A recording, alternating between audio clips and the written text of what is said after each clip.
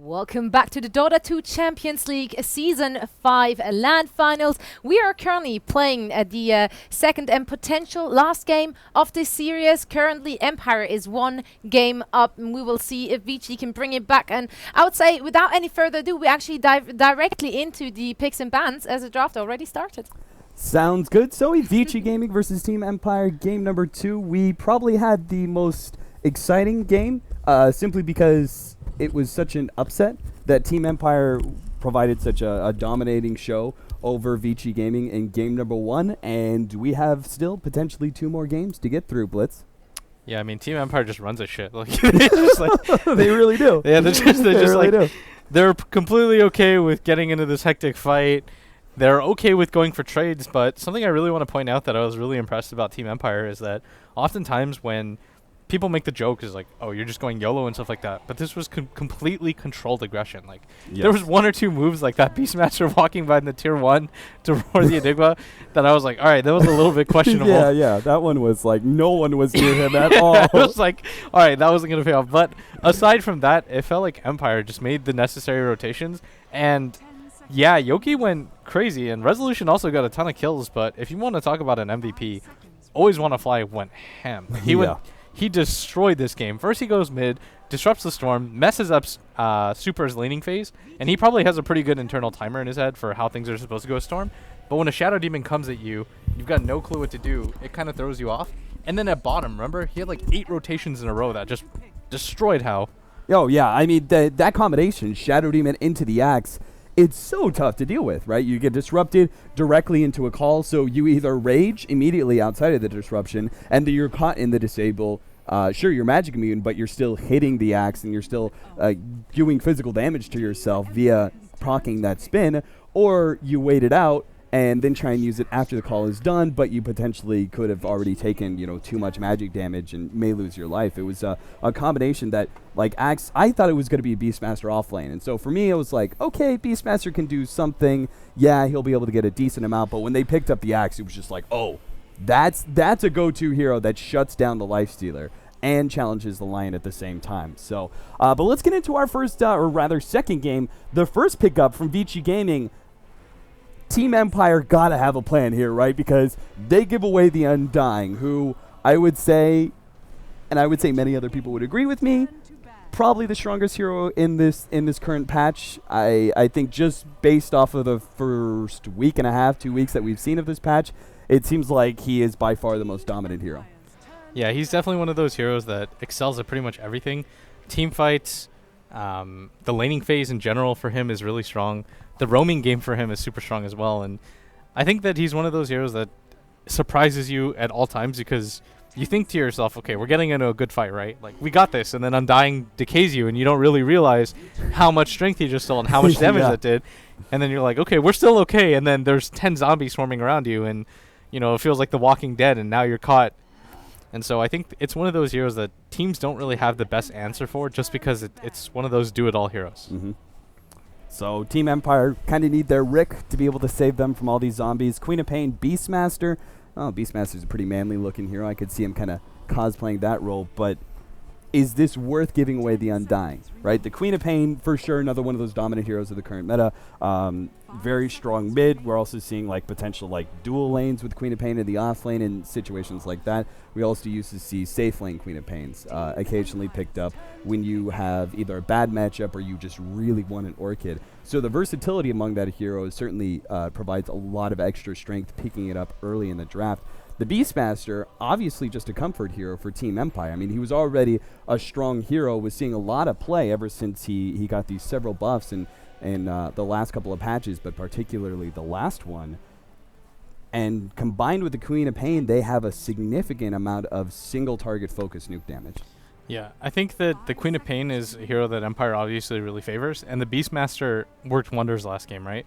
Yep. And if you notice, the important thing here to realize why they favored this Beastmaster so much is because they're on the Radiant side this time, and they have to get some control of Roshan or the area around it, right? Like, they need something to be able to disrupt that area, and so I think Beastmaster is a fine pickup. Because you need constant vision. Like, you don't want to pick a Clockwork and just throw rockets once in a while. You need constant vision. In Vici Gaming, they go for their other comfort carry with the Phantom Lancer, they looked pretty happy about it too. Like they were laughing. They were like, "We're probably gonna PL these guys." Well, that's one way to describe it. We'll see if that actually happens. I love Team Empire's bans, though. They ban away both the Enchantress and the Chen. Of course, the Enigma is still available, but we saw how that greediness was punished from that first game.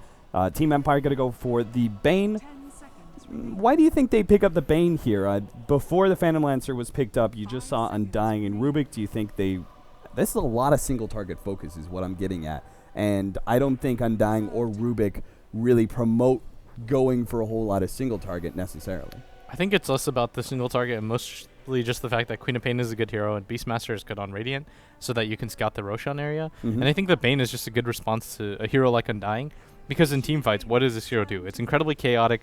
It's hard to lock down. It's never worth it to kill him first because it just takes too long, right? True. So you take the Bane, you sleep him, and then you just hope that nobody wakes him up, and you'll do an okay job of that. And Empire needed something to clear. They've got a Beastmaster and a Queen of Pain to deal with illusions already, but the Axes, as the game goes on, does progressively less. The Queen of Pain ultimate is always going to be useful, but you need a hero that either has cleave or they just kind of had an answer right now with the Luna. And yes. Oh my. Yeah, the Invoker picked up by Vici Gaming. This is definitely going to be a fan favorite, and I'm glad to see that Vici Gaming are going to go back for this big wizard. He hasn't been seen too much in the last couple of patches. Basically, teams that feel really comfortable with the Invoker will maybe go for the Quoth Wex Invoker and try and run around with the Orchid and Ghost Walk combination and pick off heroes. Do you think there's any room for the Exort Invoker in this current patch? I think you might actually go Exort, because I think you need some... I think you need damage, but I could see like Quoth Wex being okay too. It just kind of depends on what their last pick is. No. The biggest fear for me is that Quoth Wex, if you go for that Ghost Walk Orchid style, it's not particularly good versus all-in pushes, right? 5-man pushes, you're more focused on getting pickoffs, so you want the enemy to be split up, and Team Empire could actually go for that kind of all-in. Beastmaster is a pickoff-oriented hero, but he gives you a lot of team fight, and obviously Luna especially prioritizes team fights, mid-game team fights, and pushes as a carry. Even if she is, pretty decent late-game carry, I think her biggest peak of strength is definitely going in mid-game, where that ultimate and the pushing power she gives is just... not many other heroes can really match it. It's kind of similar to a Drow Ranger, I think, in that regard. Yeah, I'm a little bit concerned for... something I want to touch about, actually, before I go on to what I'm concerned about, is that I think with Empire, again, what they're prioritizing over anything is, let's try to get as strong as lanes as we can. Let's have heroes that are flexible, right? Because the Queen of Pain can pretty much go in any role. Yep. She can play the off lane, she can play the carry, she can play the mid. Beastmaster is similar in that regard. You're probably not going to run him as a carry, but you have versatility in the sense that you can go in the off lane or the mid lane. And so I think what Empire are always doing is kind of mixing up their picks, so it's difficult to kind of see what's coming straight up. From our perspective, obviously, it's easier for us to think about because we don't have like the match on the line and things like that. Yep. But for example, last game, Empire left their draft so open, right? Like even we didn't know if it was going to be a Beastmaster mid or an off lane, and then that decision alone completely screwed up Vici, right? Absolutely. I think the offlane axe, that last pickup, was such a good counter to Vici Gaming's draft. Yeah, exactly. And so I think that's what Empire are going for in all their drafts, is like try to pick heroes that will keep things open and give us options, because I mean these guys aren't scrubs. They can play any type of heroes. Like I've seen Yoki play the Queen of Pain, I've seen him play the Beastmaster. Like I've seen pretty much everyone on their team play a combination of those two heroes. Now, real quickly, we'll get to your concern in a second here, but Tusk actually picked up. We said CIS region likes to run this as a 4 position. I feel like Beastmaster shouldn't be going mid up against the Invoker. Do you agree with that? Do you think this is going to be a Beastmaster offlane and Empire switching it up in that regard? I think it might be a Beastmaster offlane. The only thing I'm a little bit concerned of is I think he's going to get zoned out really hard. But I guess the Queen of Pain would suffer from the same thing. It kind of just depends on who you prioritize farm on more. The Queen of Pain has some potential to kill the Invoker with like 2 heroes, but whereas the Beastmaster, it's a little bit shakier because the axe damage isn't fantastic. Yeah, you've got a boar, but if the Invoker decides to go Quoth Wex, or even if he goes Exort, he can like kill that boar in 2 hits. Thing looks like Pumbaa, dude. It's weak. Vici Gaming trying to decide what their last pick is now. We're kind of expecting, at least Team Empire expected, it was going to be an off-lane Undying Of course, it can be run as a 4 position, but Vici Gaming specifically more likely running it as an offlaner here. That means we still have a support available to be picked up. What's really good? What's your main focus here as Vici Gaming? Do you focus on something to counter the Luna? Do you focus on something to deal with the Beastmaster and Queen of Pain pick-off potential? Is it more based on team fight, or is it more based on dealing with the pick-off strength? I zoned out for a second because I was trying to think if Luna had a neck or not. Vici Gaming's last pick. Oh, Vici Gaming's last pick. I think they need... I mean, I've seen Undying run in both ways, but I think they need some sort of crowd control. Okay. I think they should pick an offlaner that has some way to kind of get in there and disrupt fights.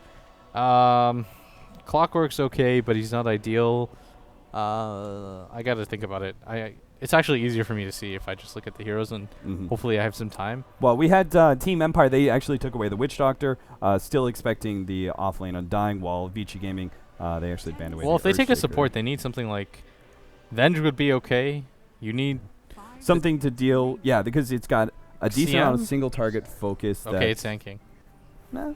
All right, I'm down with this. I mean, simply because it's probably one of my favorites to see on Vici Gaming. The Sandman?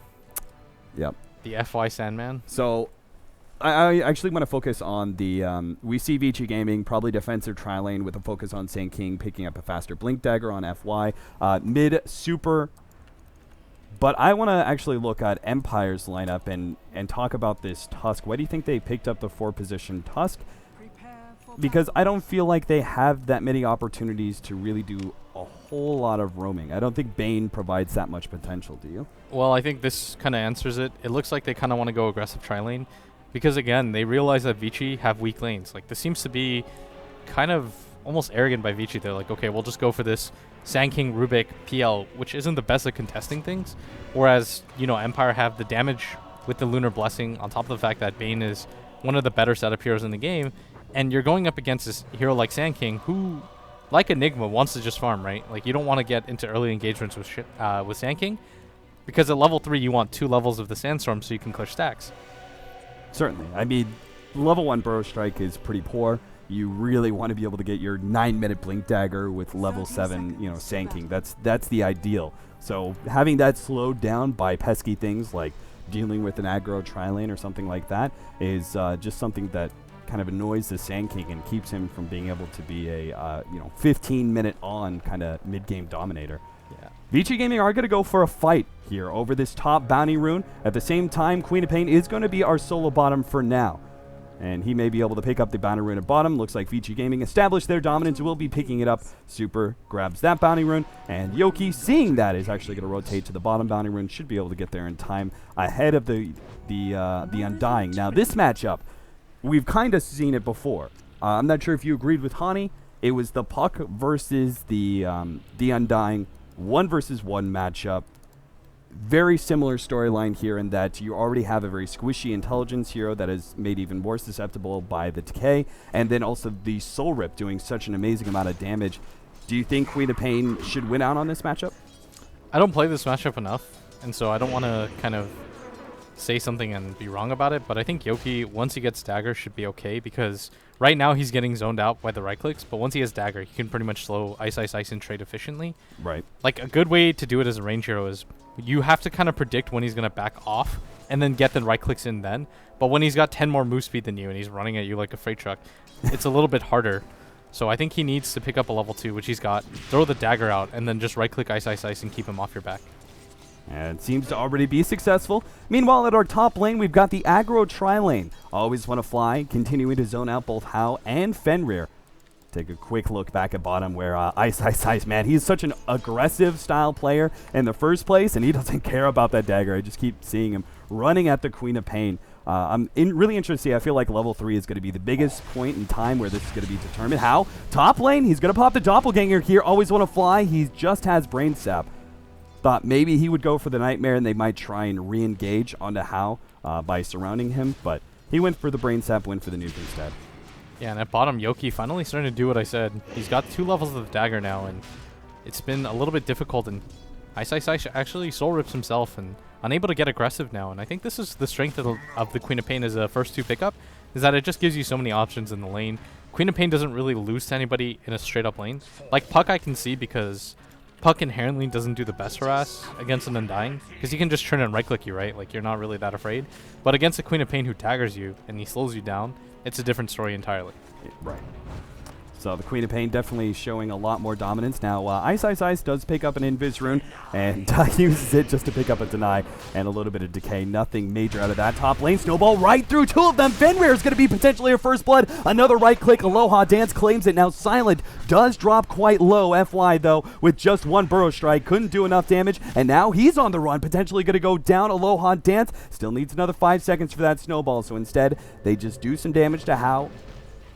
Make him burn through some regen, and the rest of Empire will back up and continue. And what I love about this is that they are just simply getting more farm out of this lane. Like, they don't even need the kills necessarily. As long as they just get more farm out of this lane and keep Hao kind of shut down, keep the Sand King moving into this lane rather than stacking up, you could call it a win. Oh yeah, for sure. And just the fact that he is out-farming the Phantom Lancer by a pretty decent margin now, and the fact that you're dragging the Sand King over, it's a definite win. And I think this is the kind of playstyle that you should shoot for in this patch is try to win the lanes as hard as you can, pick heroes that are flexible at doing so, and then just kind of deter people from getting aggressive on you. But I think Empire have like taken that philosophy to like the next level. Like, they take this Queen of Pain at bottom, zones out the Ice, and they kind of take away the power of Ice in that Ice works well against dual and triple lanes, right? Because he can have outplay potential. But what is the outplay potential in the Queen of Pain versus Undying matchup? Yeah, in a 1 versus 1 losing matchup, like, the best you could do is put pressure at level 1, maybe level 2, but after that point in time, the pressure is just non-existent. You can't really keep the Queen of Pain down unless it's that kind of surprise, a surprise kill with the Soul Rip, which just seems unlikely, especially with the way that Queen of Pain is still staying very healthy versus that Undying. Now, our mid matchup is very interesting because Resolution is faring very, very well against Super. He is 23-7 compared to the 21-4 on Super. A very impressive performance so far. Yeah, I think the Boar obviously helps you farm. Like, you notice he just CS with it. Getting axes. Melee heroes like this, people generally think that they lose, but if you play it in a competitive way, you just trade farm, right? You bottle crow as much as you can. You spam out axes like he's doing right now. And it's almost impossible for Super to get aggressive or zone him out at this HP range. Aloha Dance. He really wanted to go on that middle lane, but Super, they knew he had a haste rune, so he was just kind of sitting far enough back that he wasn't willing to go on it. Now, Ice is actually going to rotate around now. One of the big downsides of running a melee here, you are very far forward, and a lot of potential for that offlaner to sneak around you and potentially help get that kill. But of course, Resolution, if he just throws a boar down here or a hawk, he'll see this coming. But it seems like Resolution has just been given the heads up by his ally that, hey, the offlaner's missing. There's something going down. I doubt he's going up to top lane. He's probably trying to rotate behind you. So Resolution is just left with CSing with the boar, which he's still doing very well, top of the CS board. Yeah, and Super actually kind of messed up there because he gave it away by walking forward really aggressively. And just that in that one moment, he's going to know. Resolution's going to know that somebody's behind him. At the same time, if you look at the timer, it's 5 minutes in. What is Ice doing off the map, right? He's not going for a rune. He's not going to stack any Ancients or anything like that. Like, he doesn't really have the teammates to do Ancients. So literally, if you just kind of apply that kind of logic, you're like, okay, there's actually only one thing he could be doing right now, and that's ganking mid. Yeah, so you just do a little bit of your own version of Sherlock Holmes, and you'll be able to piece together the puzzle that, hey, Undying's coming for that gank. Our top lane still faring very well, 33-9 on the Luna compared to our Phantom Lancer, who is 18-3. Now, the rotation's coming out, both Fenrir and Hao. See what's happening. Aloha Dance and Always Want to Fly wanted to go for a gank, but they're going to be caught here. Tornado first, Always Want to Fly, hit by the Burrow Strike. They will be able to get this one kill. Can they get an additional one? Aloha Dance is running down the river. Hao slows him down even further with the Lance's Resolution providing a bit of backup, and it seems like Hao probably unlikely to go for that. He's going to be slowed down by the boar. They actually just want the hawk kill, and they'll get it too. Hao will take a lot of damage in return, but that's a full, that's actually a 4-man rotation. They rotated the full tri-lane down to catch those two supports, and they made Super move up as well to hit that initial tornado. Do you think that's worth it for Vici Gaming to get that one pick off on a support hero? I think you have to. You can't just let Empire get over-aggressive and confident here and invade your jungle willy-nilly. Like, it's a mental thing as well. Like, if you just let a team get control of your jungle and you just concede it and say, okay, we can't do anything about this, it emboldens them. It really does. It makes it think, okay, let's just keep playing aggressive on them. These guys aren't going to do anything about it. Like, we're the best in the world, yada, yada, yada. And meanwhile, at bottom, like, Yoki just continues to get free farm. And so out of these 3 lanes, like, Empire have to know, like, they have to feel that they're winning them pretty dominantly. What's the build here for this Queen of Pain? You don't normally talk about builds this early on into the game, but simply because it seems like Queen of Pain is having such fun in this bottom lane, farming up, and we'll probably likely see a very strong mid game from him. He's going to get some farm. What does he build it into? BKB would be good if he wants to just kind of keep the ball rolling. I think Aghanims is an alright option for this game. Oh, and at bottom, Ice, Ice, Ice! Oh, drops low enough. They managed to get the last right click there. Yoki is not even phased. He doesn't take any damage. He still has plenty of mana. Seems like Ice, Ice, Ice just way too forward, and they really have to think about moving around because top lane, they also need potentially some help. Fenrir takes that sleep off of How, and they will be fine. But how do you deal with this? Like, do you actually, it's essentially you are in this sort of aggro tri-lane position where you're losing your 1 versus 1 really badly. Do you rotate your own tri-lane down to bottom and then attempt to kind of put some pressure on the Queen of Pain? Do you just abandon that bottom lane and make Undying move between middle and top? I think that Super has to be the one to rotate, but it's a little bit obvious when he goes to rotate because... Oh, we got the snowball. Hal may actually fall here. He doesn't have a doppelgang locked out by the Ice Shards, but Aloha Dance, he's not going to be able to do enough right-click damage. Fortunately, that's where Silent comes in with the extra nuke. Now they have a sleep on Ice, Ice, Ice. Silent, though, is very, very, very, very dead. Vici Gaming have rotated their full 5-man up to this top lane to help out Hal. Sure, he dies, but they get both the Tusk as well as the Luna for that. Now we'll see whether or not Yoki is able to turn this amount of aggression from Vici Gaming to an advantage for himself. Yeah, he's kind of just hanging out here to see if he can pick off anybody, but shouldn't find anybody low enough. And I think he actually should have just stayed bottom and continued to farm out because at this top lane, there's not much he can... Oh, actually, maybe he picks off Fenrir here. Fenrir, like just the poison by itself seems like it should be enough. The deny will come out from Hao, and that was the biggest danger. He was going to die no matter what it seemed, but whether or not he got the deny now. Ooh, I thought they were actually going to go for a potential snowball play in middle. The Beastmaster and Tusk, great combination where you're able to chase down a hero, close that gap pretty quickly, and then lock him down with the Beastmaster ultimate. They are going to go for a Necronomicon build. Again, does that change anything for Vici Gaming, specifically the Invoker with this Quas Wex build? Does playing around a Necronomicon change your playstyle at all? I don't think it really does. You can't really do much about it. I think you can still play aggressively if you're him, but you just kind of have to have the better jumps. And the thing that's a little bit boring for me is that Silent's opting to actually go for a mech, and he picks up the Bracer as well just for these early stats. And I think that Empire realized that they've gotten enough of a lead in the early game to kind of pull ahead, and they don't need to risk anything. Like Silent, pick up a mech, take fights early on in 5-on-5 engagements, and there's no way that Vici are going to contest you just because Vici at this point, they can't commit 5 people. Like, what is Hao going to bring to a fight? Yeah. Like, he has to spend the next 6 or 7 minutes just catching up. And so if you know that, and if you know that Vici are not going to engage you that early, I think going for this mech choice by Silent is really intelligent here. Yeah, and it also makes him significantly tankier. The question is, will his mana be able to deal with that kind of amount? Now, Always One Fly is going to come in. He's actually going to spoil, well, not spoil. This smoke gank is still, we do have Silent caught out. He's trying to get off the ultimate, but of course the Cold Snap will do its work, not allowing him to get it off. And of course the EMP is also slowing him down. Now, Hao also rotated down to this bottom lane. He's going to get an additional kill onto Always One Fly thanks to the slow. Vici Gaming, I think they've read Empire very well.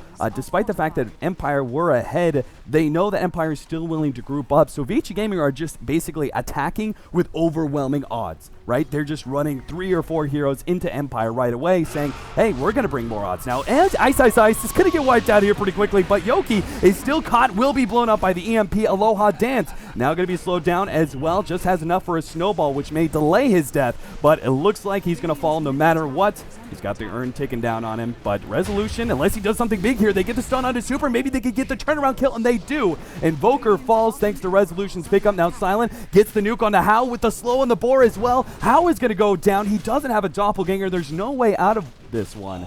7-7, 11.5 minutes in an Empire. I was going to say Vici Gaming hit pretty hard with like bringing 4 heroes to these fights and just kind of overwhelming Empire, but it seems like Empire's still able to strike back pretty hard. Yeah.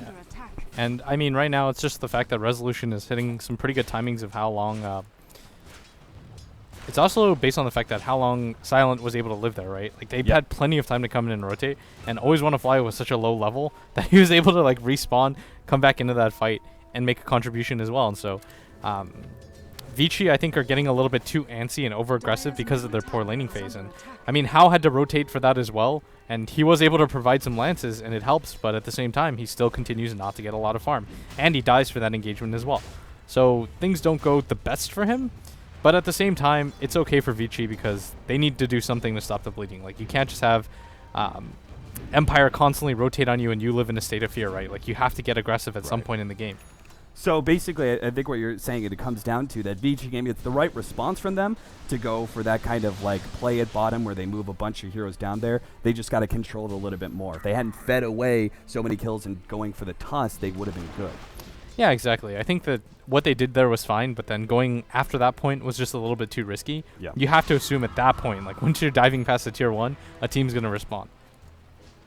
They did try and rotate up to top lane, see if they could catch out How. They've even got some nice aggressive vision behind the tower area to see any rotations. They know How is completely alone, and if they can force him to doppelgang and then catch him from the side with the support rotating around behind the tower, it'll be a pretty easy pickup, especially since Bane does have that level 6. Meanwhile, Vici Gaming, you kind of said it, they need to be able to, they can't 5-ban into Empire necessarily, so they're trying to utilize as many as the early smokes to get pickoffs. Unfortunately, this one is not going to pan out. Both FY and Fenrir, despite the fact that they have this Blink Dagger up on the Sand King, will not find a kill. Yeah, that's a pretty pivotal pickup for FY, getting that Blink Dagger at a reasonable time, but the problem is he hasn't been able to do much with it. He's looking around the map to try to collapse on top of Empire, but Empire is so smart. Oh no! He's blocked out by the zombie. Oh, he had the opportunity in middle lane. FY's actually going to make the jump on a Resolution. Pops the epicenter. Will be able to get it off. Is stunned in place, though, and Resolution does get far enough away that FY, his epicenter, loses a lot of its damage and will not be able to get that kill. Tornado. Ooh, Snowball actually to dodge it. They'll get super, but they don't have any vision, so he will get away with a little bit of help from his allies, and the rest of Vici Gaming are squaring up in this jungle, but as I say that, Hao starts backing himself away. Maybe they'll respond as Empire start moving forward. FY blinks out. Fenrir could be caught. They get one nuke on him. Silent, slowing him down just a little bit. But the rest of Empire are going to have to chase pretty deep if they want to catch this one. And Super's there with the slow. They'll still catch Fenrir in the end. Vici Gaming not able to provide a response. Super just kind of slows them down. But the retreat from Empire is still successful. They get the one pick off, and they call it good. Yeah, and that's, again, even under the observation of this ward. I said that weird because it's called an observer ward. They were under the ward, and they still weren't able to get out in time, and it's just, it speaks to Empire's chase ability. Like, the Luna is so quick, right? Like, the move speed is 380. There's no way that a Rubik is going to be able to walk away from that, and Empire, again, the best part about this is that Resolution didn't die from that epicenter, right? Yep. So they know that there's no defense for this tier 1 tower. And I think that with this, I think this should be a tier 1 tower down, but maybe not with Super coming in. Oh, the Snowball goes out, dodges some of it. He's going to grab Resolution just before the EMP, and that is huge. No, actually, the Burrow Strike comes in. FY stuns up both of them. The Ice Shards go out, but it's not enough to kill Super just yet on the left-hand side. Oh, what a steal from Fenrir. He gets the ultimate for Yoki, turns it around, and kills one, gets the other. FY held in place by the Bane. Unfortunately, Fenrir, nothing he can do about that one. His support buddy will end up going down to sleep on Fenrir. Looks like they're going to back away. Hao does get the kill on the Tusk at the same time. Backing out, Always Wanna Fly, not going to be caught by Fenrir, who had no mana in the first place. A 3-for-4 exchange. A lot of that, though, coming down to the big play from Fenrir. This guy right here, stealing Sonic Wave and turning it around on Empire, provided such a huge impact. Yeah, that was absolutely insane. For him to be able to read that presence of mind, and I said that weird. He read that situation well, and he had the presence of mind to wait it out and wait for the Queen of Pain ultimate because he knew it was coming. Like, his entire team was stacked up. Sure. But something as well is that they had to go for the Undying first. But, I mean, Ice did his job. Like, he threw down his tombstone. He got, like, 2 decays off. He got his ultimate off. And at that point, it's like a damned if you do, damned if you don't, right? Like, if you go for Ice, great. You're going for an Undying. In range. He sees him. Will be able to lock down Hao with the burn as well as the axes. Hao has no mana to be able to get away. He will be chased down. The last nuke from Silent will give him the kill. And that will now get him drums as well as mech. I actually want to take a small break here, Blitz, and talk about these 2 items. It's actually the same item on 2 different heroes. The drums onto Luna, which it can kind of get because we're seeing a lot of team fight items built out of her. The whole mech into drums makes a lot of sense. But the drums on the Phantom Lancer, do you think that's simply because there is no better item for stats? I think it's that and just the fact that he's had such a rough game. He needs something to be able to fight into the mid-game presence. So I think it's a good response. They lay down the counter ward. They knew something funny was up, and they will be able to catch him. But do they get the kill? The tombstone's laid down. It looks like Aloha Dance. He says, nope, that's not where I want to be. Unfortunately, FY is going to keep him there, whether he likes it or not. 12-12 now as VG Gaming go from a potential pickoff on their offlaner to turning it around thanks to the help from FY. Yeah, and this is the miserable part about playing against an Undying. Like, Ice didn't get a lot of farm, failed 2 rotations, and got solo killed. But it doesn't even matter. Like, once he throws down the tombstone, you're never going to fight into that. True. Like, it's pretty much a dead zone at that point. And so for a Tuskar to be solo caught out there, like, he's not going to get out. Like, his team's just going to ditch him at that point. It's a lost cause. Something important I want to talk about the net worth wise is looking really good for Empire at first glance, right? Top 3 in the net worth board, really good. But both Invoker and Phantom Lancer are very close to closing that gap. It's 200 gold between the top 3 and the following 2. But then on top of that, you also have a very big difference in the supports on the side of VG Gaming. You've actually got 4.5k on the Sand King, to be expected, but nobody on the side of Empire, the supports at least, can match that. They're both sitting at a very low 2,400, bottom 2. Yeah, but this rotation might actually break things open for Empire right now, as they know that Hao is in the jungle. They're double smoked up, and they don't want to find FY because he should be able to blink out of this, and the Hawk's going to get sent forward. Oh, they see him first, FY. Oh, they managed to get the vision out. Blinks to the side, FY. Still going to be kind of caught. He does get the ultimate out, and FY is done for. I think he assumed that he was kind of safe inside the trees, but of course the Hawk gives the vision, and he was unable to burrow strike ahead of that Beastmaster ultimate. Yeah, but still not the ideal pick off if you're Empire, because you wanted to go for Hao. Like, you have to stop down this farm, slow down his farm at some time, just because he's about to pick up a defusal, and once he has that, I mean, Silent hasn't gone for a DPS build. Ice. He's caught here. The Fiend's Creep was laid down on him. Now Silent takes a huge amount of damage. He will be able to get off the mech, but it seems like that is only delaying the inevitable as VG Gaming lay out the nukes to take him down. Always Want to Fly also going to be caught as well. The Fiend's Grip, again, trying to go for the Undying, but it turns out to be a bit of a trap. They throw the Fiend's Grip on him. He survives through the whole entire thing, and of course VG Gaming during that 5 seconds do respond and get off a beautiful tornado out from Super. He's been on the mark with those every time. Yeah, and the problem right now is that Silent isn't really your 1 position anymore. It's more like he's your 2 position because he's gone for all of these items that don't do anything. I was kind of a fan of a mech, but at the same time, the Invoker plus the Undying make kind of an unpushable lineup. Like, you're never going to straight up fight into a tier 1 into that. And so I think it's become kind of useless. And then going for the drums on top of it, it just slows down his item timing so much.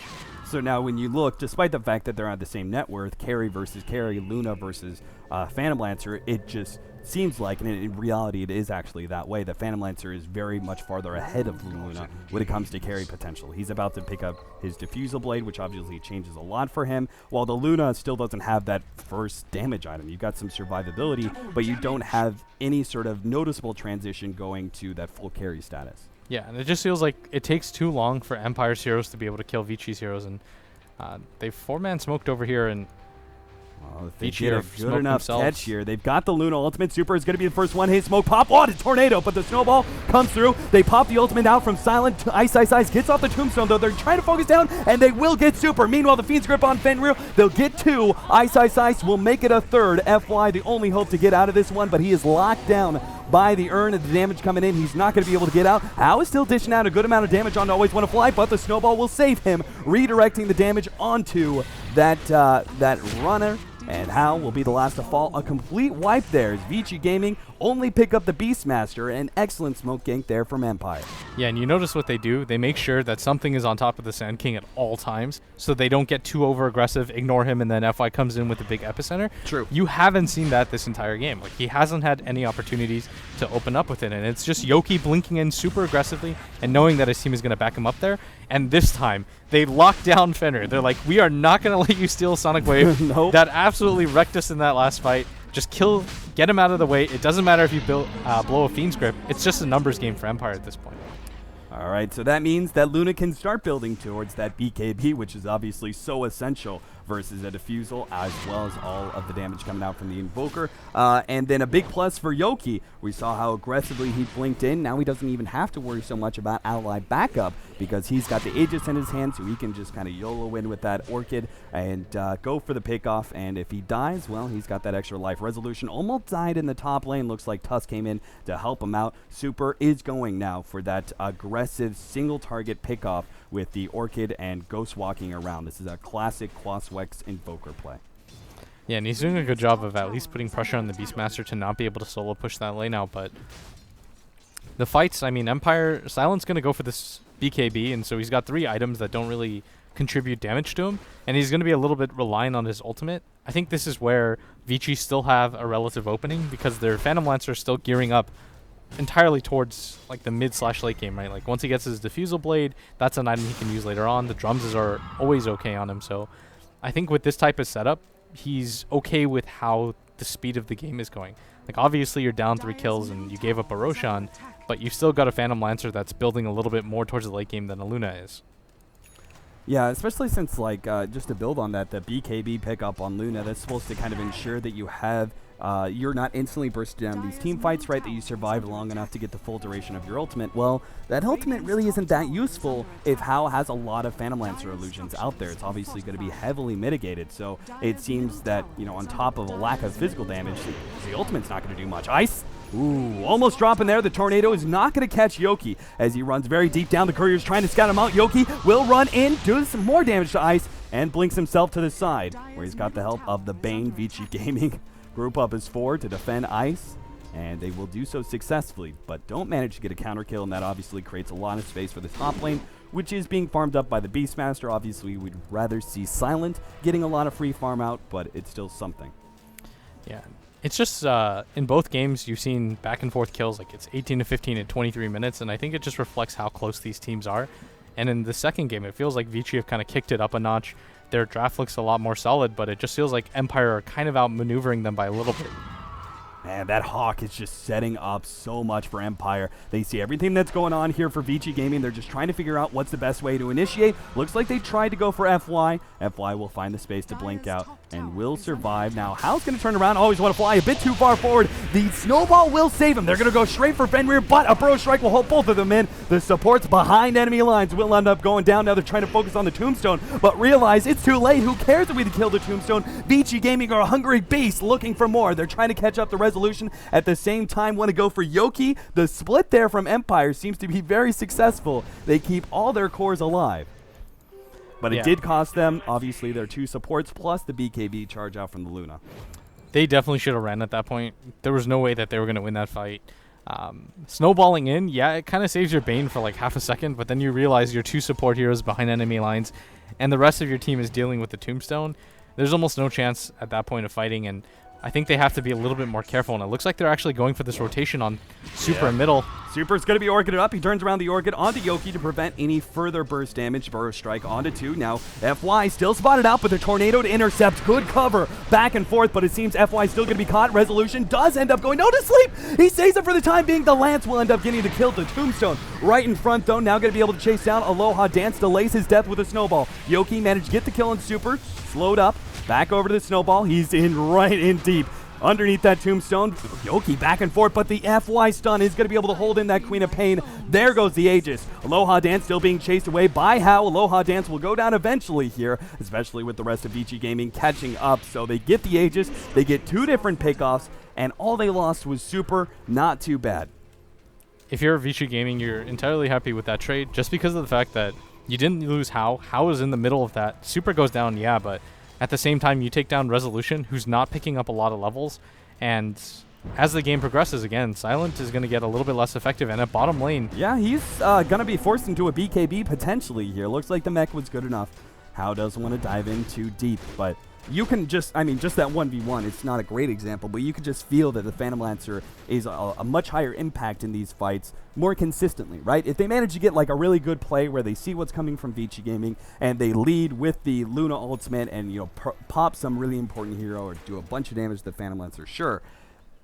things are going to look really good and the Luna will have a big impact. But most of the time, Hao is providing a lot bigger impact, and that's going to continue as time goes on and Phantom Lancer begins to get a larger amount of farm that I personally feel is more impactful on the Phantom Lancer than it is on the Luna. Oh, definitely. And it's just the item build as well. So Silent going to push out this bottom lane, and Empire trying to get control of their jungle again as Resolution just kind of sends his boars, figure out what's going on, and he's going to go top and try to pick up some farm, but they need a better way to initiate as well. And I think this is it. Resolution is picking up a Blink Dagger, so they have a better way to start these fights so that it's not just Yoki hard committing with the Blink in with the Orchid. Like, they need something to follow him up, and the supports from Empire are too poor to be able to afford things like Blink Daggers, whereas Vici Gaming supports, like this Sand King's got a Blink Dagger of his own, this Rubik's almost got a Force Staff, like they actually have mobility. It's going to make it rough for Team Empire. Fortunately, they do still have the lockdown of the Beastmaster and the Tusk, especially with Resolution now getting the Blink Dagger. That's going to help counter a lot of the mobility picked up by Vici Gaming, but it's still going to be a big issue, particularly for Luna, as you know, it's still very dependent on that ultimate, especially since it's now level 3, not a whole lot of physical damage. These supports are just looking to stay ahead of that ultimate a lot of the times. Yeah, they're going to get aggressive in their jungle again. But FY, this entire time, instead of farming, he's just been camping behind Hao, and it looks like everyone from Empire is smoked up. Oh, they chase away FY and will catch Hao. Good combination there. I love that play. Empire scattered out both of the threats of Vici Gaming. Silent forces back FY, who defensively blinked away, and then the snowball chasing down Hao, who couldn't really do anything, and without a Burrow Strike interception, there's no way he gets rid of that stun lock. Yeah, and FY has been pretty much placed on the defensive this entire game. We haven't seen him get really big epicenters off. And then on top of that, he was forced to buy back for that mid engagement as well, where they only took down the Aegis, so not really characteristically like good game for FY, as he's kind of just had the rough end of it. And at this bottom push as well, he has to have a pretty big ultimate to be able to do anything, but the Hawk should spot him out. Yep. And it also spots out the Tornado EMP that was coming through. Empire completely dodged that one and will now set up camp on this tier 2. Unlikely that Vici Gaming try and play defense. Maybe if they hit a good EMP, they loosen up Empire's hold on that part of the region and they could actually try and fight, but that's definitely not the case, especially with Hao being down. So Ice is going to be picking up a pipe here. Actually right now, so the Greaves plus the pipe, a lot of team fight items being grabbed by this Undying, but is it going to be enough to save him? Yoki is able to get close enough to Ice to see him, but can't actually slow him down. Resolution coming through with the haste, but Yoki has just managed to blink into 2 here, in some serious trouble. He pops a BKB, but it doesn't matter. The physical damage is too much. They get a little overzealous in their attempt to chase down the Undying. It seems like that's the kryptonite right now for Empire. This game would be looking really good in their favor, but we've had 3 fights I can count just off the top of my head where they go for the Undying, and it ends up being very sour for them. Yeah, the counter initiation of the hero is too strong. Like, if Yoki blinks in aggressively like that, he has to be absolutely certain that that's a game-winning fight. I could have just said uncharacteristically bad, by the way, earlier. I was like, yeah, characteristically good. Oh my gosh, something is wrong with me today, but that's okay, Blitz. You're providing excellent insight, even if you're trying to speak half Korean. So Empire right now, they're in this area. Oh, Aloha Dance. They throw down a ward. They see that one. Aloha Dance does not want to be a part of this. I love, by the way, the Glimmer Cape on the Tusk. So strong.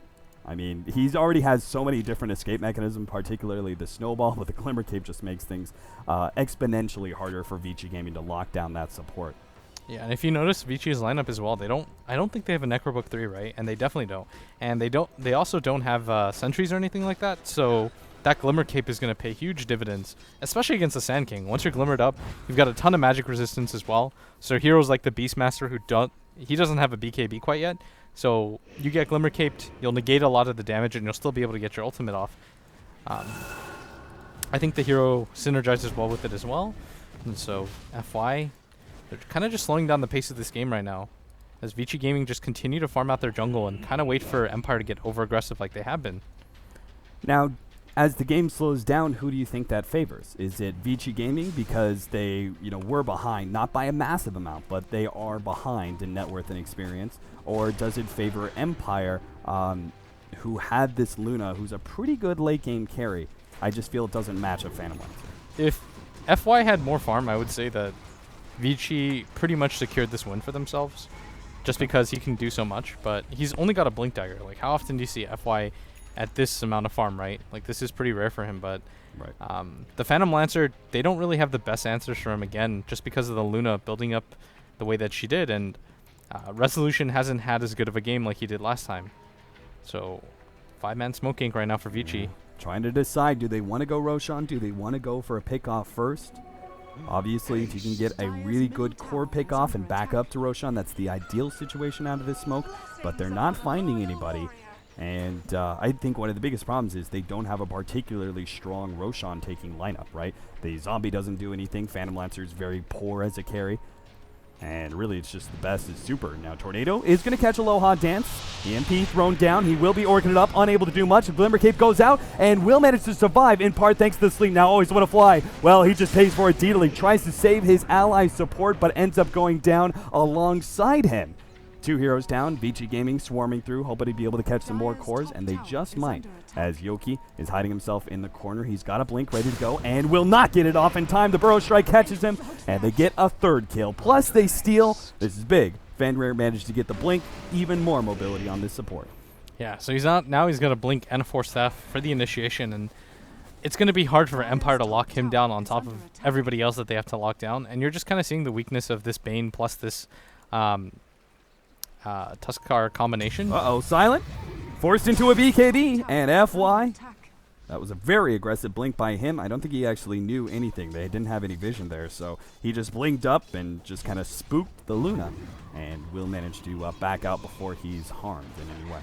Yeah, again, like I was saying, you're seeing Vici supports just do a little bit more than Empire supports. Like, the Tuskar doesn't have enough farm to be able to do anything.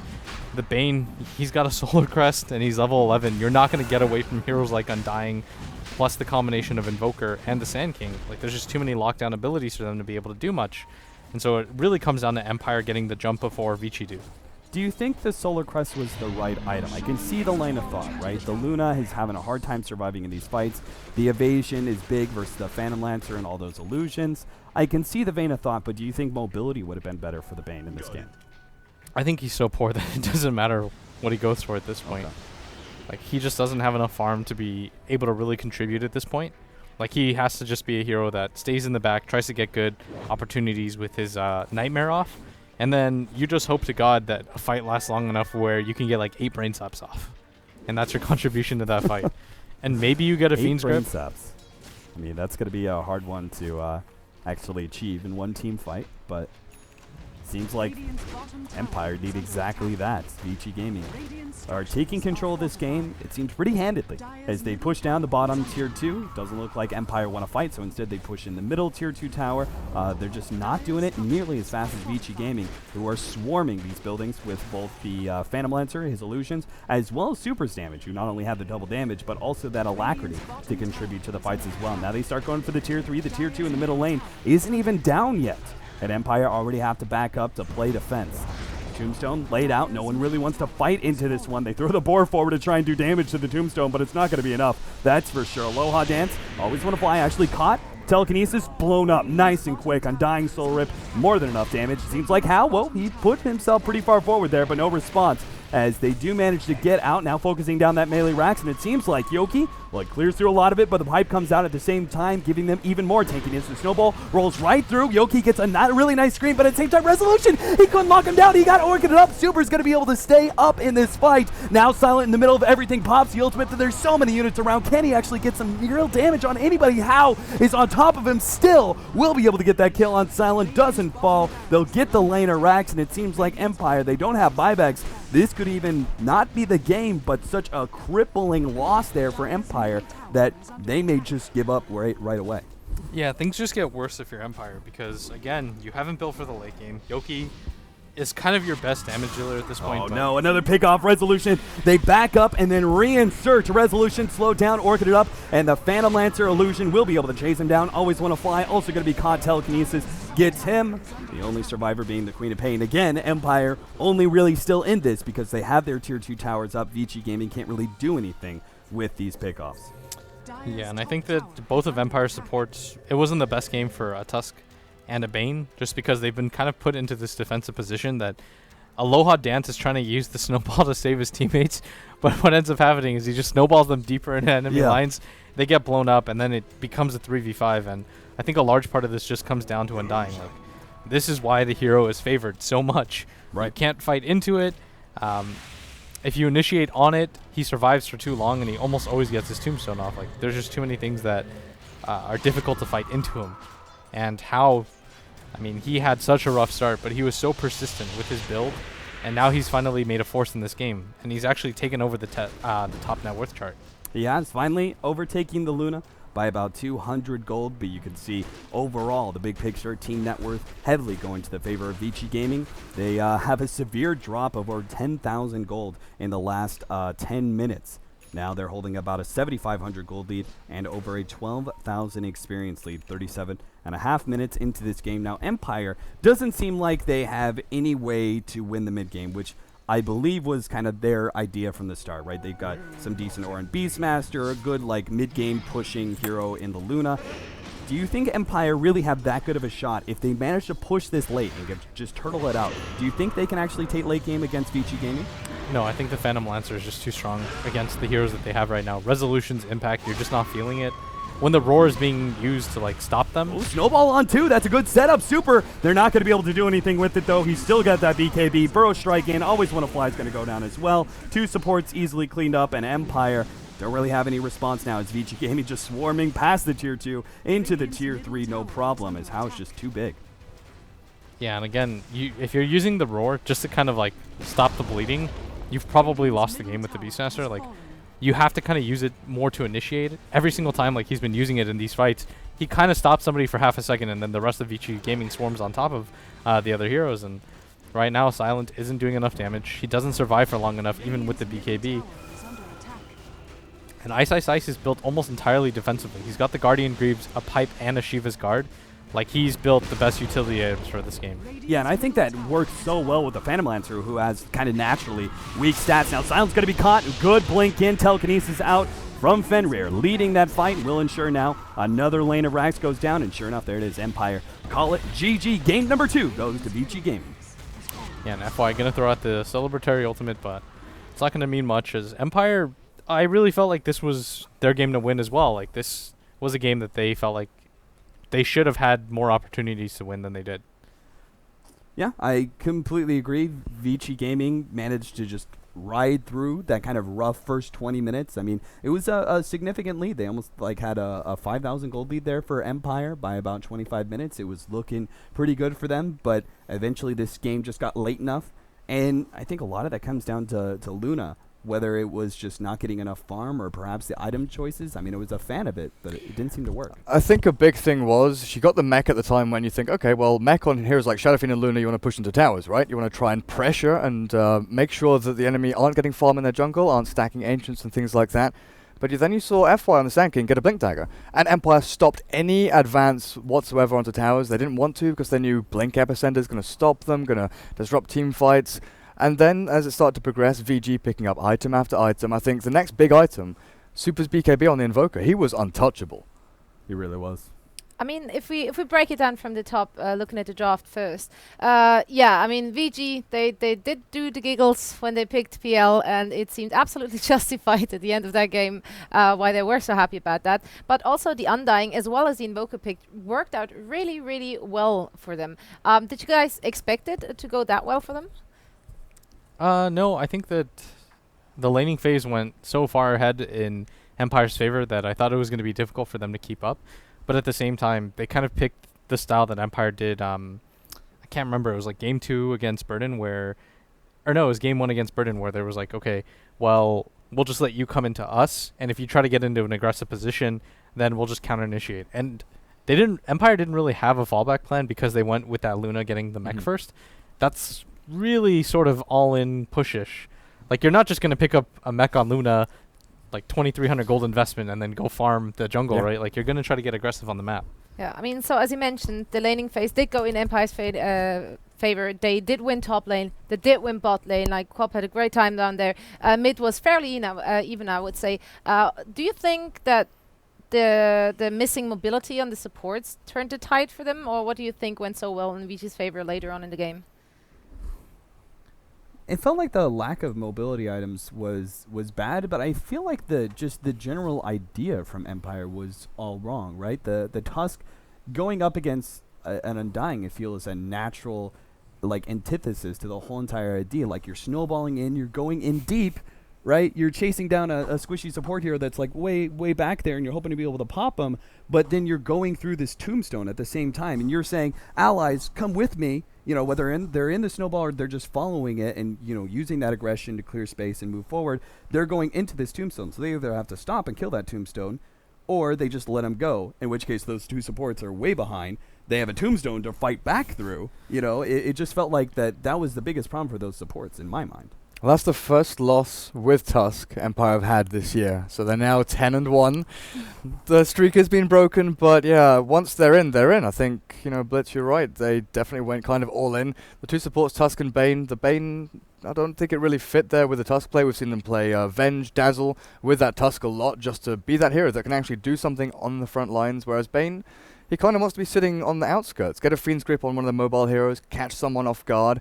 When he's in the middle of a fight on a tombstone, like you said, he cannot move anywhere.